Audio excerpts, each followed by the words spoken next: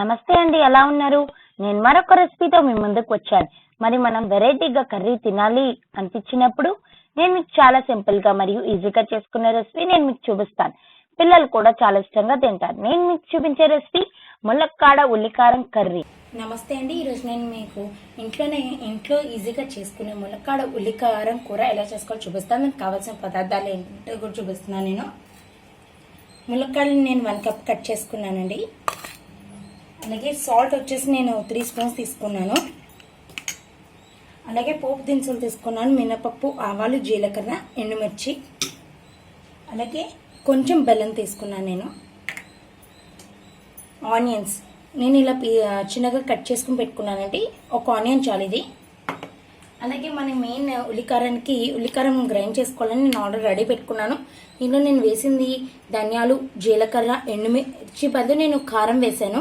అలాగే సాల్ట్, పసుపు. సాల్ట్ వచ్చేసి నేను 1/2 స్పూన్ వేసాను.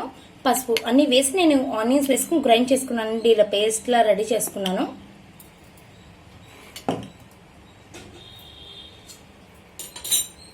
అలాగే ఒక పచ్చిమిర్చి, కొంచెం కరివేపాకు, కొంచెం చింతపండు తీసుకుని నానబెట్టుకున్నానండి ఆల్రెడీ. ఇలాగా చూడండి, కొంచెం ఇంగువ కూడా తీసుకోవాలండి. ములక్కాడ ఉల్లికారం కూరకి కావాల్సిన పదార్థాలు ఏంటో చూసాం కదండి. ఇప్పుడు ఎలా చేయాలో నేను చూపిస్తానండి. ముందుగా నేను స్టవ్ ఆన్ చేసి సిమ్లో పెట్టుకుంటున్నాను నేను.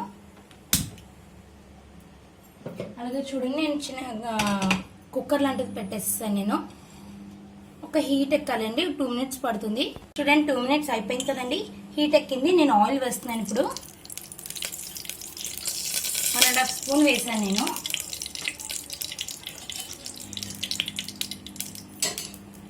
మనం తీసుకున్న పోపు దినుసులు ఉన్నాయి కదండి, మినపప్పు, ఆవాలు, జీలకర్ర, ఎండుమిర్చి, అది వేసేస్తున్నాను నేను.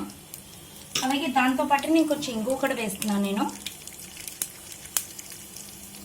ఇది వేగడానికి ఒక 2 మినిట్స్ పడుతుందండి. 2 మినిట్స్ అయిపోయిందండి. పోపు అనేది వేగిపోయింది.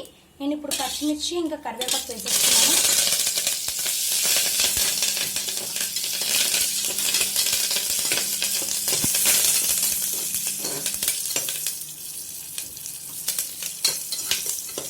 ఇప్పుడు నేను ఆనియన్స్ వేస్తున్నానండి.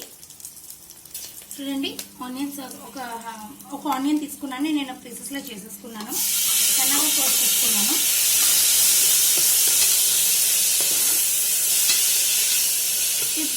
ఒక్క నిమిషం అండి. దీంట్లో కొంచెం సాల్ట్ యాడ్ చేస్తున్నాను నేను.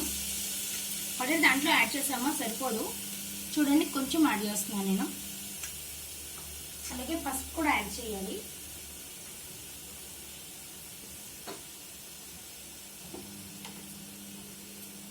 చూడండి, పసుపు కొంచెం యాడ్ చేస్తున్నాను నేను.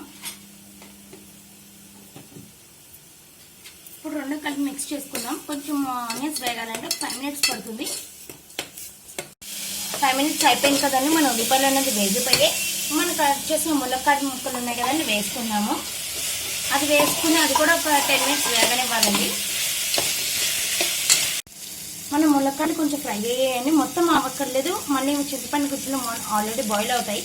సో కొంచెం ఫ్రై అయ్యాయి. ఇప్పుడు మనం తీసుకున్న పేస్ట్ ఉంది కదా, ఉల్లిపాయ పేస్ట్. సో నేను అప్పుడు ఇది వేసేస్తున్నాను. మొత్తం వేసేస్తున్నాను. ఇది కూడా ఫ్రై అవ్వాలండి, లేదంటే పచ్చివాసన వస్తుంది. చిన్న ఉల్లిపాయలు వేసుకుంటే ఇంకా బాగుంటుంది.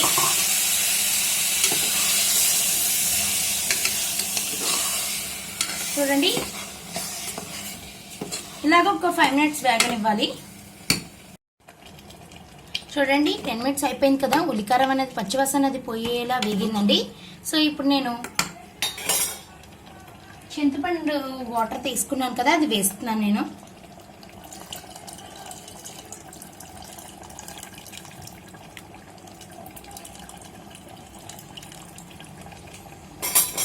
అలాగే కొంచెం బెల్లం తీసుకున్నాను చూడండి, అది వేస్తున్నాను నేను.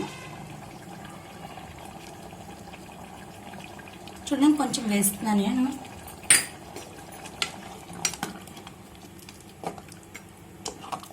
చూడండి, ఇప్పుడు సిమ్లో పెట్టేసుకుని మనకి ములక్కాడ ఉడికే వరకు ఉడికించుకోవాలండి. ఒక 20 మినిట్స్ పడుతుంది. చూడండి, 20 మినిట్స్ అయిపోయింది కదండి.